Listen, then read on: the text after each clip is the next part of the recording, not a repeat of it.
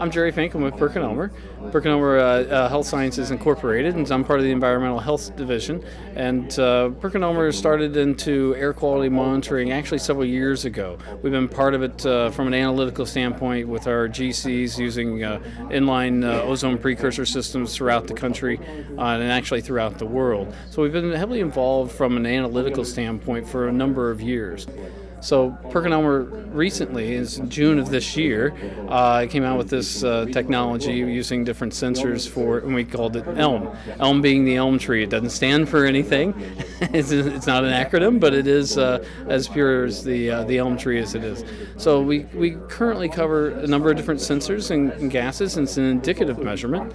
And what we find is in a micro community, as you'll be able to monitor much of the air that's happening in microenvironments, say on a college campus within a city, so they'd be able to understand what's happening on the east side of the city versus the west side, and so total VOCs, particulate matter, as well as ozone and NO2, temperature, humidity, and noise. Noise, people say, unless you're an urban planner, then you say, traffic conditions and how that's related to hypertension as well as high blood pressure.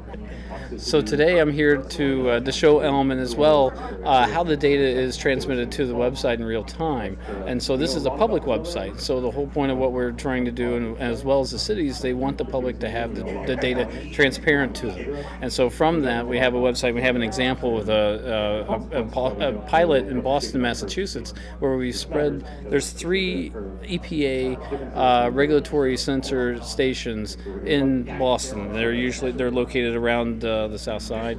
And so from the EPA standpoint, they have 3 stations just in the Boston metropolitan area that are there around. We don't have them located on the map because we aren't collecting their data, but it's just elm.perkinelmer.com, and you can then search the map, search the website, understand more about your air, and we have definitions for the public to understand what the air, how particulate matter translates to their health, and you can just click on a unit. And these are units that are located at. Let me just go ahead and do this. There we go. And so it's locating the information, and it's gathering the information events, and this is actually hooked up to the local Wi-Fi, and then you can see all the different things that we have there. And with this interface, we can then open it up higher, and then click on something that we were interested in, like nitrogen dioxide and noise and particulates. And it will load these up graphically here, where you can go back and you can set different dates as well. So you can go back 8 hours, 8 days, months, and then have a complete cumulative. But anybody can look at this from anybody in the public in the world can look at their data. With the growth of sensor technology and what we're doing here at a low-cost application, we believe that we're going to be able to provide a lot more data, quality data, and that's what we're concentrating on. We're able to do that regulatory level speciation of data to tell you how much methane is in your air.